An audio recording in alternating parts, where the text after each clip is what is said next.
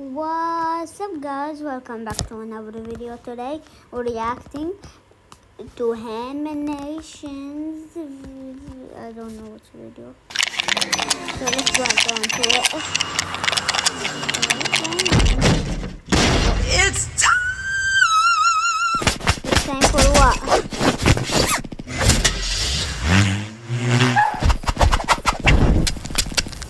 What just happened? Hi, I'm Bryson, and I'm a homebody. I love to read, build Legos, draw, write, relax indoors, play games, and spend too much time on that damn phone. However, my polar opposite mom has a strong sense of adventure and would often drag her ungrateful children into the wilderness to make memories and have adventures together, which I like to call forced family fun. Trademark.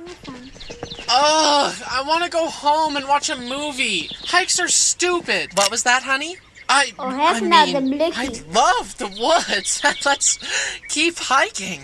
That's right, dear. I can't complain too much, though. We would use a camper on our family trips, so we weren't truly roughing it. It was definitely nicer than sleeping in a tent on the ground and ruining your back. Looks like they got you doing the easy camping, huh, Cupcake? I just got back from a 42-night camping trip in the mountains where I ate nothing but tree bark and slept on a tarp on top of sharp rocks and pine cones. And then I hiked 50 miles every day. Okay. As a mandatory camping trip approached, Brody decided that it might be more fun if he invited the girl he had recently started dating. Hey, want to go out into the wilderness and be trapped in a cramped space with me and my rambunctious family for a week? And Jen made the insane decision to say yes, because I guess she loves my brother. Again, insane. Is this worth it? The next night, we were playing a board game. Stop! I needed that one! You snooze, you lose. That's how the game goes. Wait, is that the last brownie? You had 2 and I only had 1! Let me have it! That's it!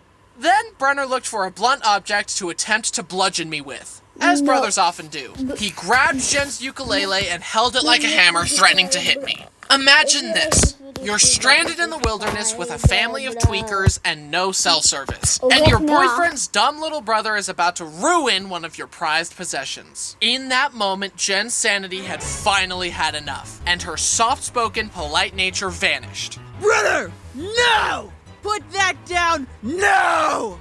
That's when we knew she could handle anything Brody could throw at her. But could we handle everything this trip would throw at us? Adventure is up there! Mom dragged us out of bed to go on a freezing river hike. So, we rented these special skin-tight wetsuits that would conserve our body heat while hiking through the river. I hated hikes, but there was no getting out of a forced family fun adventure. So, I decided to make the most of it as we were hiking down. I discovered that the suit could hold air if I breathed into it, and I devised a plan to make it back down the river. Work smarter, not harder. Speaking of river adventures, years before on another family trip, we were playing in a river and found a section of smooth stone with water running over it that you could go down just like a water slide. My brothers went and made it look so fun. Then it was my turn. As I started to slide, I got cold feet and tried to bail. I desperately grabbed at a rock, but the current was too strong. I couldn't pull myself up. The rushing water blasted at me until...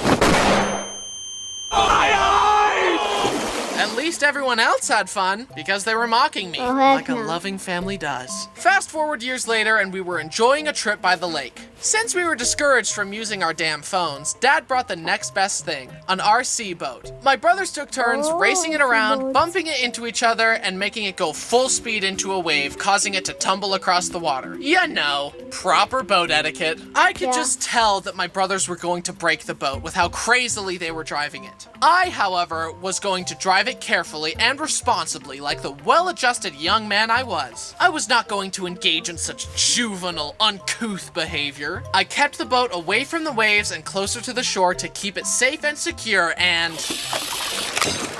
despite driving it like a grandma, the propeller hit a rock and shattered. Dad, I'm so sorry. It's okay, son. We can still fix it. I don't feel that bad, though, because most of Dad's RC toys were killed by Dad's own poor judgment. I get at least one freebie. Time to drive this new fancy RC car right in front of all of the family dogs. Well, at least they can't reach the plane. Got it! We walked out to the beach and set up some shade to just chill out at the lakeside for a while. I needed a place to leash Bo, but it was all just sand. Luckily, I thought ahead and brought a sand anchor. We screwed it into the ground and patted the sand down tight, and leashed the beast to it. Huzzah! Another obstacle conquered by the great Bryson's gift of foresight. We were having fun, swimming, playing spike ball, and flying kites, when suddenly Bo target locked on a family with a dog. Well, good thing he's leashed up. My foresight, however, did not account for this.